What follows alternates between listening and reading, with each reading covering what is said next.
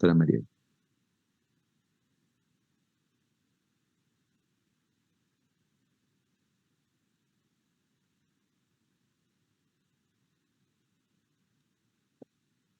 Creo que no estamos teniendo audio.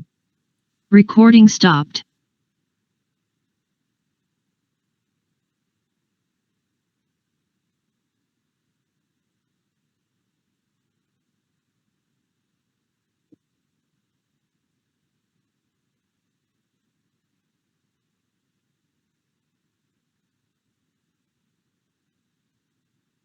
Doctora Mariela, ¿sí nos escucha?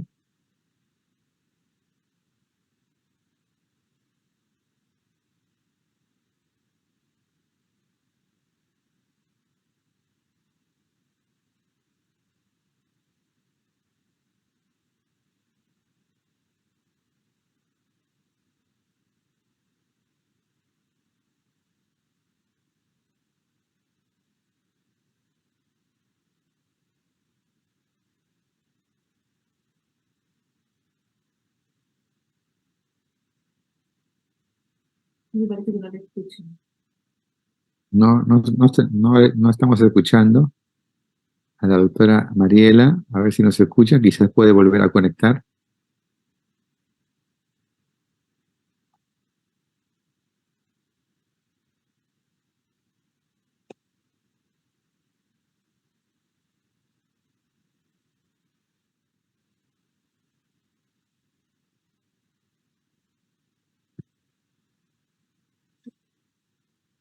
Aló.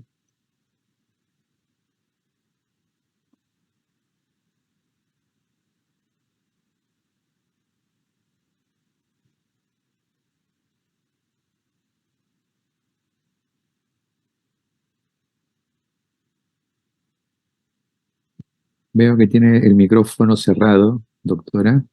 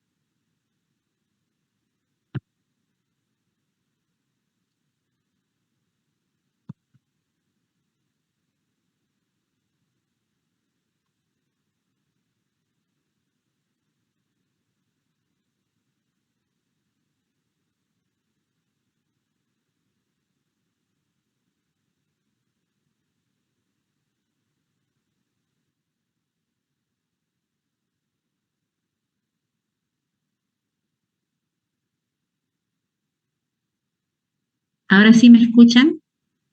Sí, ahora sí parece que se reactivó. Gracias. Adelante, doctora, adelante. Recording in progress. Ok, bueno, a ver, vamos a ver. Quiero colocar esto a un costado.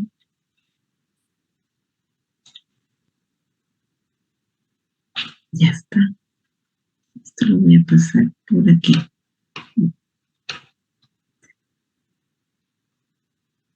Ok, disculpen un poco el problema logístico.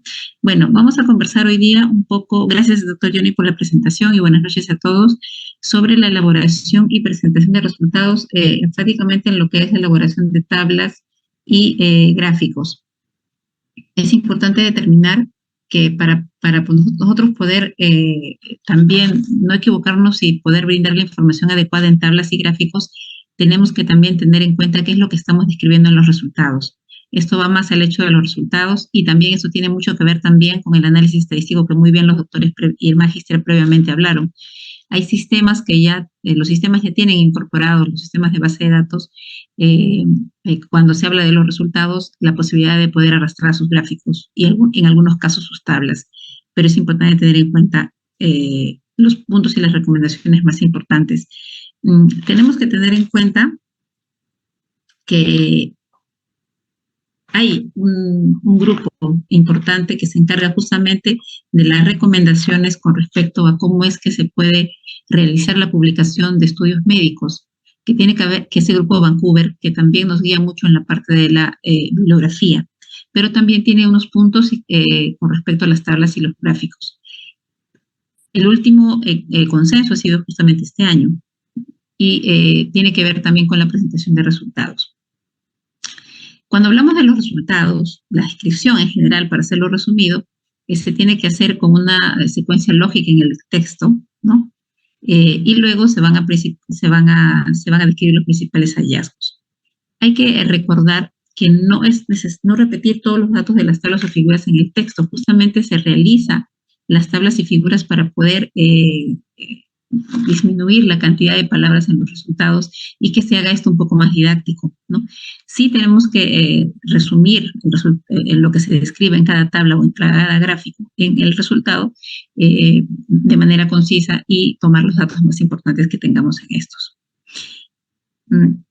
Proporcionar datos sobre los resultados de los objetivos primarios y secundarios descritos en la sección materiales y métodos es muy importante, porque la tabla o el gráfico tiene que ser importante, tiene que tomar lo más importante de los resultados para poder detallarlos en estos casos. Ahora vamos a ver ejemplos, pero es describir los resultados numéricos, no solamente como porcentajes del total, sino también como números absolutos, es importante, y lo vamos a ver ahora, de dónde se calcularon. Debemos restringir las tablas y las figuras a las necesarias, a las más importantes, a las que den impacto en los resultados de nuestro trabajo. Y debemos utilizar gráficos como alternativa a aquellas tablas con muchas entradas, ¿no? Y así poder hacerlo todo esto, como repito, más didáctico para el lector. Recuerden que el lector, si bien puede ser del área médica, no necesariamente tiene que saber todo sobre el tema, ¿no? Y el hecho de hacerlo justamente más dinámico y más didáctico es justamente para que entre, para que nuestro lector tenga en detalle lo importante del trabajo. Entonces, solamente esta pantalla es para más o menos describir un poco que las tablas y los gráficos tienen que estar incluidos dentro de lo que es los resultados. Por ejemplo, en este caso, en este estudio, que es un estudio sobre la radiodensidad de la arteria cerebral media y su correlación con el nivel de hemoglobina en pacientes con y sin infarto cerebral, ojo, he tratado de tener ejemplos de artículos de revistas que están indexadas en Scopus, o sea que teóricamente tienen que tener la validación de la presentación de las tablas y gráficos como debe ser. Entonces, aquí más o menos se describe siempre primero, bueno, como ya lo vamos a ver después, cuántos pacientes se incluyeron, ¿no? Los datos generales demográficos, y también en muchos casos estos datos demográficos van en tablas también, perdón. Y después tenemos que ya en este estudio en específico detallar los casos y controles, porque son pacientes con y sin infarto cerebral, ¿no? Y aquí vamos a ver cómo ya se instala la tabla 1, ¿no? Dice, ya cuando hablamos de la tabla 1 para este estudio, ¿no? La tabla 1 se describe como en la correlación que hubo significante entre las muestras de ambos grupos. Entonces, lo que trato de hacer aquí es comentarles cómo es que se instala la nomenclatura de cada tabla, y tiene que ser consecutiva. La primera tabla que nosotros vamos a hacer tiene que estar descrita como la primera en resultados. Tenemos la tabla 2 también aquí, por ejemplo, vamos a seguir. Y esto es más que todo un detalle como para presentar que las tablas tienen que estar incluidas en los resultados, igual que los gráficos. Y cada una, si quiero ir hacia atrás, va a ser un detalle pequeño de lo que hay en cada tabla. Si bien ustedes están describiendo acá, como en la tabla 1, ¿no? Se describe de qué se trata, ¿no? Y en la tabla 2, que está por aquí, también habla sobre los resultados con diferencias significativas.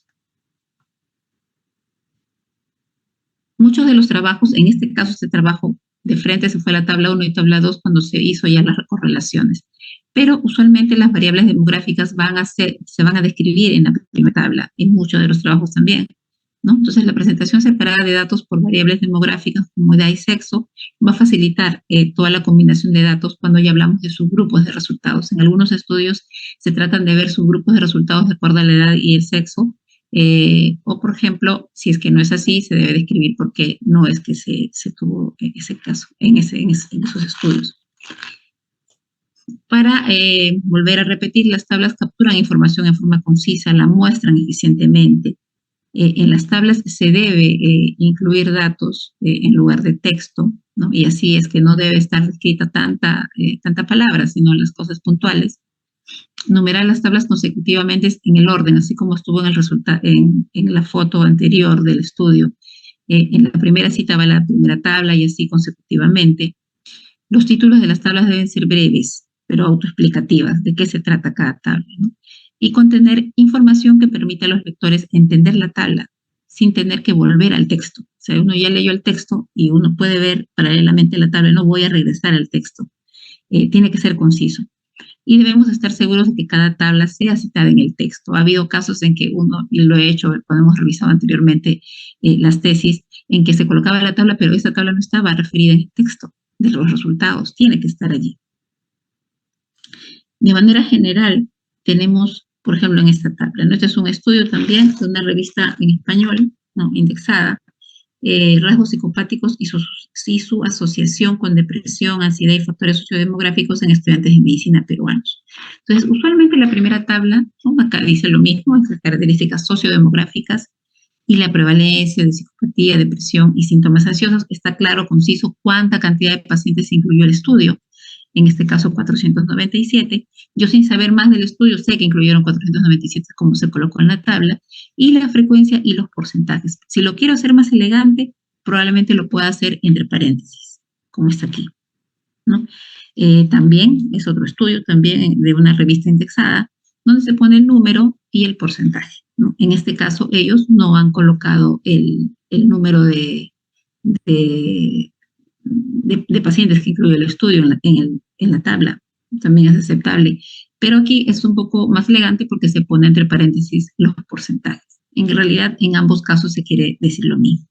Y lo vamos a ver después, ya cuando hablamos del pie de página de la tabla, lo vamos a escribir después, qué es lo que involucra.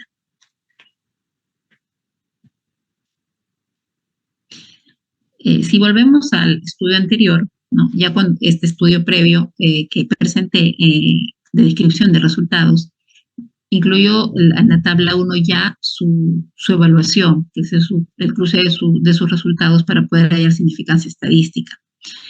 La tabla 1 dice correlaciones entre la radiodensidad de la arteria cerebral media y los niveles de hemoglobina.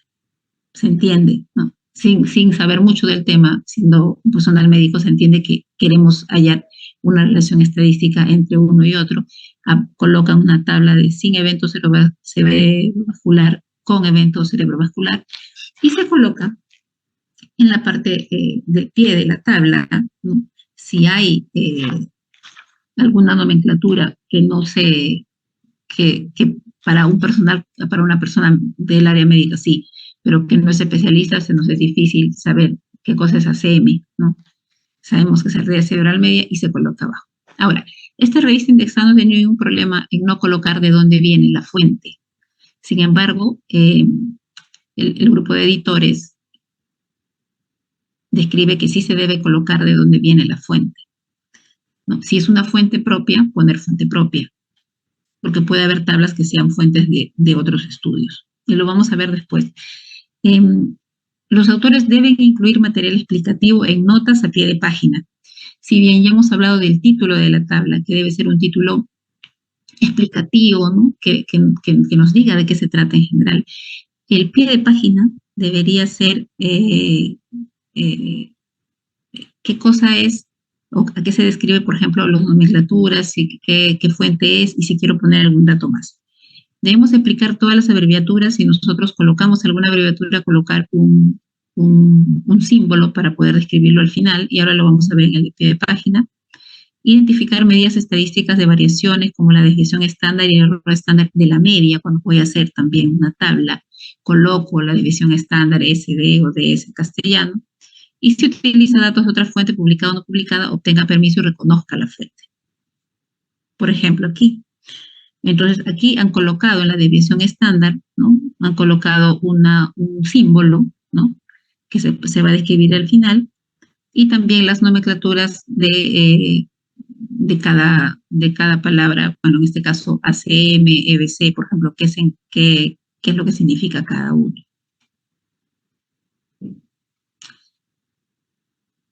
Esto es un la extracción de una tabla de una tesis que estuvo muy bien hecha a propósito, una tesis presentada en la universidad por asesorada el año pasado por el doctor Johnny a propósito, donde se trata de hacer lo mismo que les comento, ¿no? Y eso está ya reportado en el Grupo Vancouver.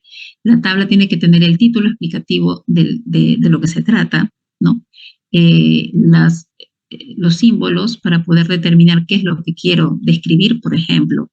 En este caso, en el P, dos símbolos, porque yo tengo que recordar que el valor significativo es menos 0.05, es lo que el autor quiere hacer ver para detallar y magnificar que su estudio sí evaluó un valor, digamos, importante, significativo. Y aquí sí, el tesista coloca la fuente, que fue elaboración propia. La tabla se elaboró propiamente. Entonces, esto es más o menos lo que se debe registrar en una tabla. Importante que la tabla esté insertada dentro de los resultados, importante que siga la correlación. Si yo tengo tabla 1, tabla 2, tabla 3, tiene que estar de esa manera, tabla 1, tabla 2, tabla 3. Tengo que describir también los símbolos, tiene que describir si la fuente es propia o es de otro autor. Entonces, si bien dicho así, entonces pasamos en las figuras. Lo hemos recordar que las figuras, en algunos casos son figuras o gráficos, ¿no? Figuras o gráficos son, justamente emanan o se describen de la misma base de datos. Muchos de ellos tienen ya la forma de hacer gráficos. Pero también hay estudios donde vamos a tener o se pueden describir algunas imágenes digitales, ¿no? Con ilustraciones. Y estas imágenes tienen que ser registradas en un formato adecuado, ya que tenemos que pensar que la tesis no solamente va a ser leída digitalmente, también se puede hacer impresa. Y si no lo hacemos en un formato adecuado de JPG, por ejemplo, para un formato PDF o formato PDF, entonces al imprimir se va a descuadrar. Si lo quiero hacer, por ejemplo, para radiología o algunos estudios clínicos de diagnóstico, tienen que ser fotografías de alta resolución. Las letras y los números indexados en la imagen tienen que estar claros, ¿no? Y lo suficientemente grandes para que cuando se imprime se pueda visualizar de buena manera. Esto es también con respecto al estudio anterior, ¿no? Es un gráfico, en este caso una figura, ¿no? De la correlación del nivel de hemoglobina, lo mismo. Nosotros estamos colocando qué cosa es lo que significa sin infarto cerebral en este caso. Y también se describe las abreviaturas, ¿no? Y qué cosa significa cada uno.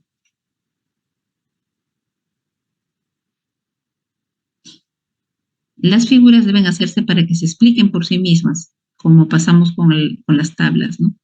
Los títulos y explicaciones detalladas se pueden describir en las leyendas, no en las mismas ilustraciones, es decir, en el pie de la figura. Y las fotomicrografías deben tener escala interna. O sea, si hago un estudio con respecto a fotografías, tengo que decir abajo en qué escala está la figura que yo estoy publicando. Y tanto los símbolos, las flechas o letras utilizadas en las fotomicrografías deben contrastar con el fondo para que al momento de la impresión se puedan diferenciar de ellas.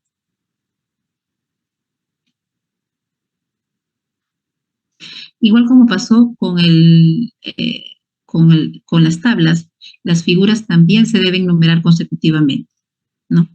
Y debemos también poner la fuente, si es fuente original o es fuente, no es propia, sino de otro autor, ¿no? Al igual que las tablas también se pueden explicar claramente los símbolos, ¿no? O las abreviaturas.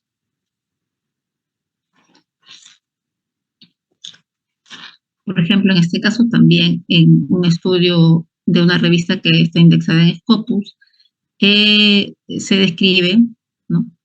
Y se coloca la figura, ¿no? Están las abreviaturas A y B, y se describe más o menos de qué se trata esta figura, y esto es abajo, en el pie de página. Más o menos he hecho un resumen. Al final, cuando nosotros vamos a tener nuestros resultados, vamos a tener gráficos, vamos a tener tablas que vamos a poder adecuar. Lo importante es el mensaje que podamos dar al lector, que sea conciso y que se pueda describir claramente todo lo que hemos obtenido y lo más importante. No sé, doctor Johnny, si hay alguna pregunta. Muchas gracias, doctora Mariela Medina, por esta explicación muy clara, muy didáctica, muy práctica en relación al uso de tablas y figuras, de manera interesante, mostrando ejemplos prácticos. No sé si alguien de los presentes tiene alguna pregunta para la doctora. Yo creo que ha quedado completamente claro. Ya estos materiales están subidos en la página web, así que agradecemos a la doctora Mariela Medina por esta presentación y cualquier duda que surja pueden también escribirle en interno a la doctora, que con gusto ella va a estar atenta para poder responder. Muchas gracias. Gracias a usted. Ahora vamos a pasar a la última presentación de esta tarde, que estará a cargo del doctor Dante Quiñones Laveriano. El doctor Dante Quiñones Laveriano va a presentar ejemplos prácticos